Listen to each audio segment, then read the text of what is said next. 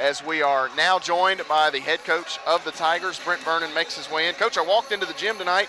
Taylor University was taking warm-up shots. The Tigers were taking warm-up shots. You said, man, that's a good basketball team over there. This one's going to be a tough one, Matt. And I think you may be a little surprised with how well you played, perhaps. Tough team, neutral site, and you guys really put the fire out early. We did. We played well. I think Taylor's a really good team. I was really worried because they're different than teams in our league. They're not going to, wow you with athleticism. They're very skilled. They understand how to play, very high basketball IQ. Watching film on them, they played a lot of games where they never stress the issue on offense. They wait till your defense makes a mistake, and then they capitalize on it.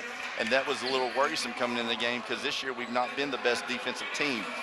First half, there's no question that was the best half of basketball we've played this year as a team, especially on the defensive end. Second half, not as well, but I knew Taylor would come out with a lot of fight. They wouldn't give up, and our guys did okay. I wish we hadn't given up 48 and been outscored, but sometimes it's hard. I'm going to say you talk about staying focused. We just got done with finals week, and they've been focused so much on that. I was really proud of them today, though, coming out after being off now for 7-8 days and showing the fight that we did.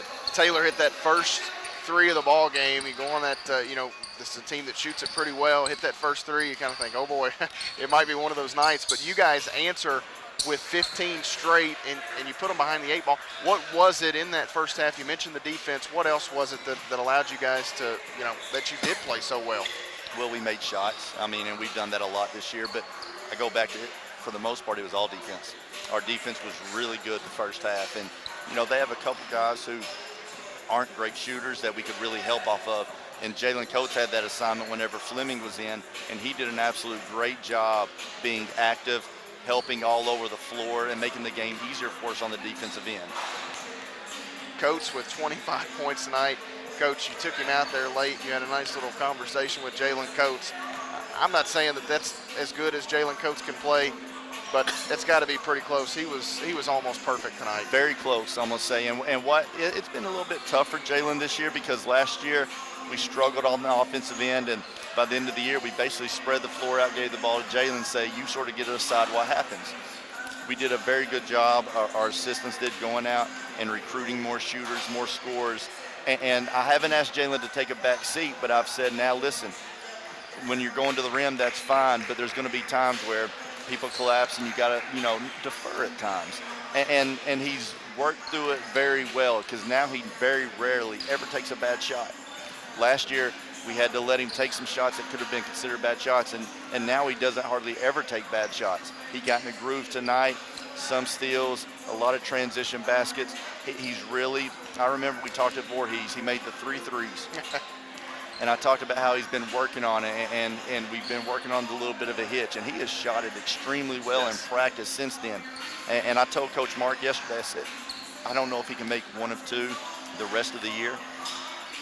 But even his misses look good now. The one he missed late in the game, dead on, just a little hard. But he's up to about 38% now.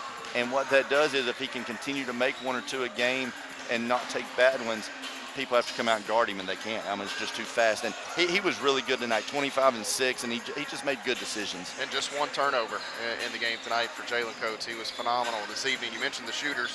They weren't bad as well. Tim Coleman with 15, Hagan Tyler chips in 15. Each of them knocked down 3 Edward Jones 3-point field goals. They just make it really difficult on teams to sag off on a Jalen when he's penetrating, and Andrew Smith, who played really well tonight also. Yeah, they have to pick your poison. We made shots the first half, 5 of 12 from 3. We went 3 of 8 second half, which is good, but I don't know. Andrew did not have many points at the half. No, I want to say, and I don't know, did he have any? He didn't have none. Any. So that, we had to get to where we got him some touches. And we got him some good post catches. He did a good job making some moves and finishing. And again, 15 and 15. If he won't do that every night, but he's becoming more of a consistent and constant player for us that makes great decisions and helps our team. Sean Johnson didn't, on the stat sheet, a solid night, 9 of 6. He didn't have anything that, just really stands out at you. But I'd be remiss if we didn't mention that young man had a pretty big day. He walks across the stage, graduates in, 3.5 years, I think. And that says a lot about him. And he comes out here tonight and plays pretty well here at Columbia, Kentucky. A big day for him. Big day for him. Super proud of him. And, as a coach, you always talk about, you want You want your kids to look at certain people, you know, and say, hey, if my son grows up to be like Sean Johnson, he's going to be okay. I'm going to say Sean just does everything right for us. He gives us everything he has every day. He battles, he does things right, he makes great decisions on the floor, off the floor. Just a fine young man, and you know, he's had a great senior year, and I couldn't be more happier for him because he's earned everything he's gotten.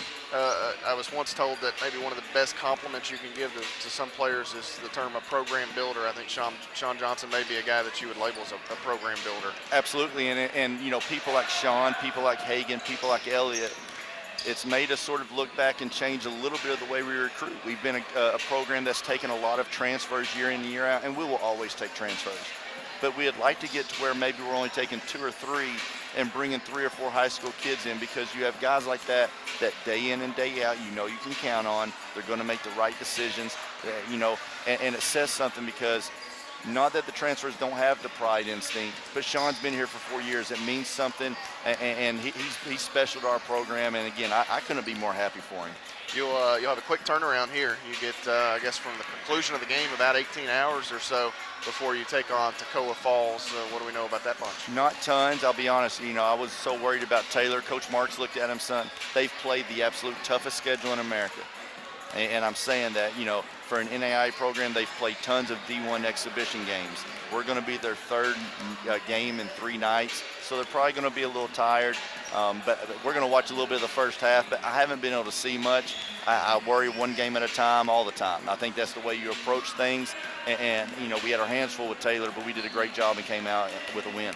One more game before the break, Coach. 12-1. Congratulations on this Thanks one. So much. That sounds pretty good. They're 12-1. I know It you does. like We that got to one. get one more tomorrow, though.